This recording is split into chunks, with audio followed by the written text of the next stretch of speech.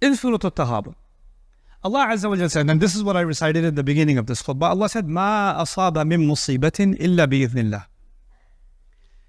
Whatever calamity happened to you, whatever struck, any kind of calamity that struck, somebody got in a car accident, somebody got diagnosed with a disease, somebody's family member passed away, somebody lost a job, somebody got into a fight with their spouse and they're getting divorced, somebody, ran away from home, somebody, they don't want to deal with their family anymore, so they blocked every number and now they're just gone forever.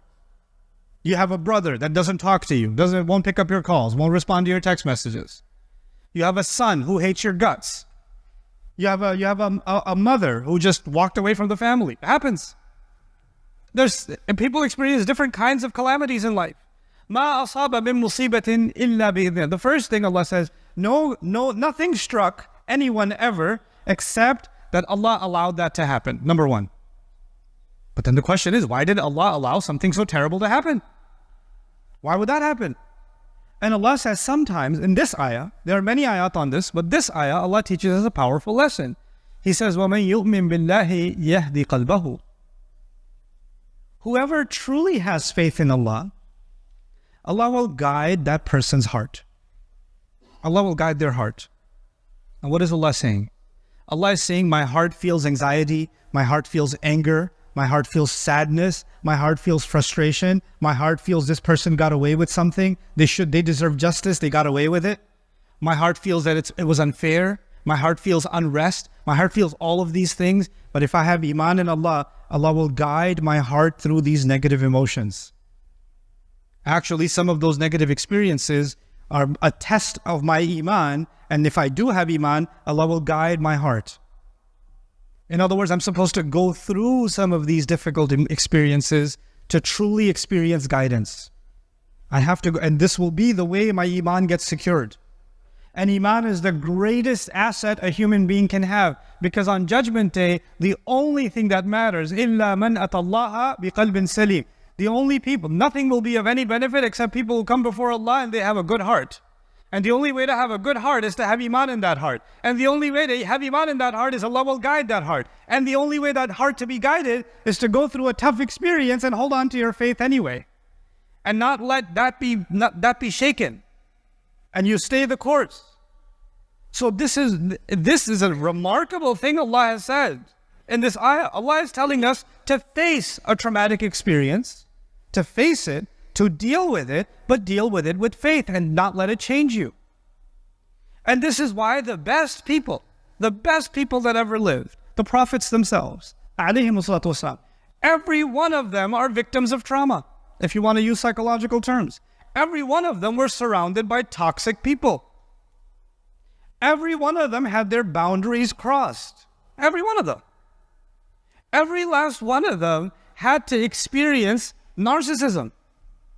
Isn't it? Didn't Ibrahim alayhi salam have a toxic father? Didn't Yusuf alayhi salam have narcissistic brothers? Didn't they? Isn't he a victim of family abuse? Wasn't he being gaslit when he was being called a thief? Isn't this what was happening to them?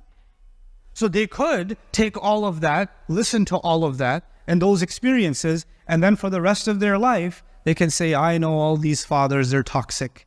I know I need to draw a healthy boundary between me and them, and etc. Even Ibrahim alayhi salam, when he's being expelled from his own home, he turns back to his father and he uses Ya Abati. He turns, my beloved father, Ata'tu fidil al-hub. He turns to his father and says, Dad, I still love you. You may not be good to me, but that doesn't mean I will no longer be good to you. And I'll still pray for you to be forgiven. La astaghfiranna lak.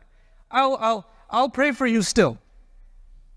Because maybe Allah will turn your heart. I can't do anything about it. I have to leave now. That's okay. But I still care about you.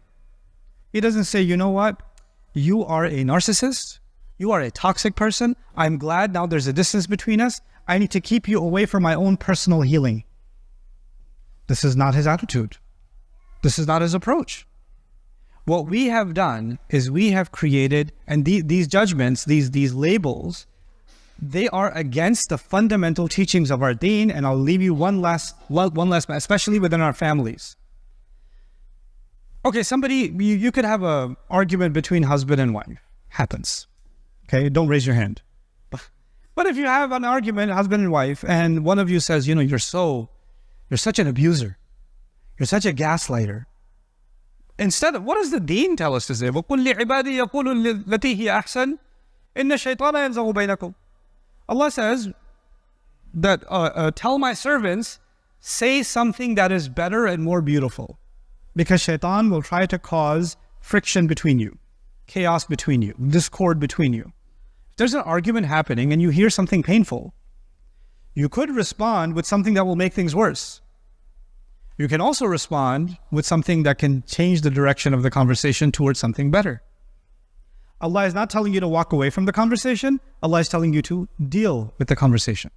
If the conversation is completely out of hand, Allah is saying, إِذَا خَاطَبَهُمُ الْجَاهِلُونَ قَالُوا سَلَامًا. When the ignorant address them, they walk away peacefully. They say peace. They don't walk away stormed out. They walk away peacefully. But in this ayah in Surah Al-Taghabun, I learned something I was fascinated by. Being a student of psychology, I was fascinated by it. يَا أَيُّهَا الَّذِينَ آمَنُوا إِنَّ مِنْ أَزْوَاجِكُمْ وَأَوْلَادِكُمْ عَدُوًّا لَكُمْ. Those of you who believe, some among your children and among your spouses, there may be enemies for you. This is in Medina. The surah was revealed in Medina. Rasulullah sallallahu alaihi wasallam was living among the Jewish and Christian tribes, and he was also among the Muslims were actually leading towards nifaq. They were leading towards hypocrisy. And you don't know in your family who really has iman, who doesn't. There was a mix. And Allah is that. Now the Prophet ﷺ says, get ready for Badr or get ready for Uhud. And some family members saying, why are you going to get yourself killed? Stay home. Just tell them you got sick. I'll just say you overslept. And tell them later. And they're trying to hold you back. They're trying to, because they don't want him to go. Well, why do you have to go every morning at Fajr? Can you just stay?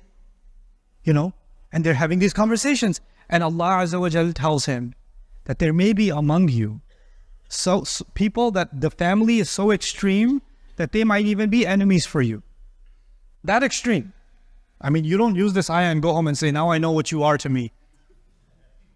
إِنَّ مِنْ أَزْوَاجِكُمْ وَأَوْلَادِكُمْ عَدُوًّا لَكُمْ. No, it's not.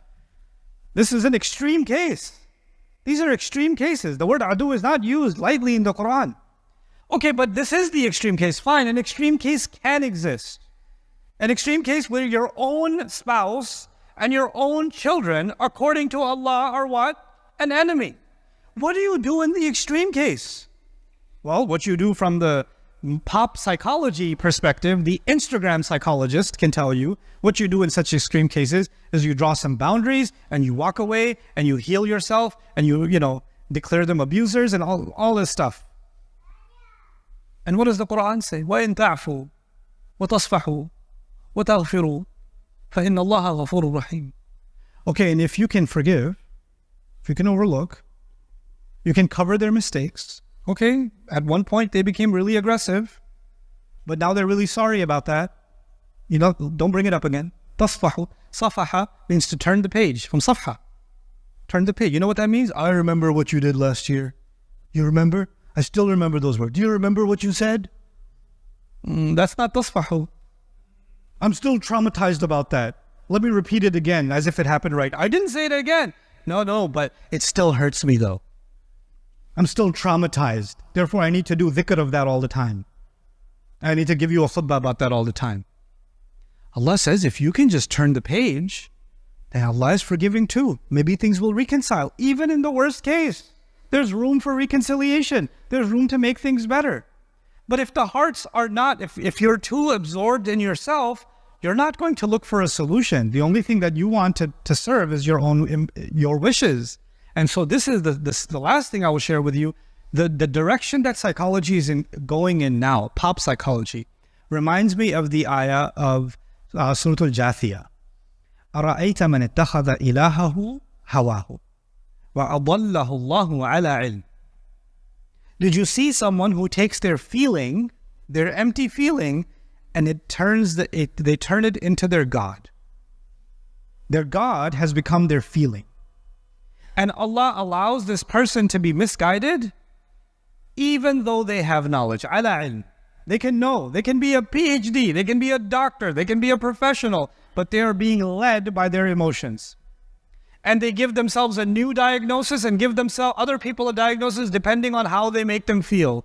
Today you're a narcissist, tomorrow you're an abuser, the next day you're a toxic person, the next day you're this, the next day you're depressed, the next day you're, you have attachment issues. You just throw out these diagnoses, label people.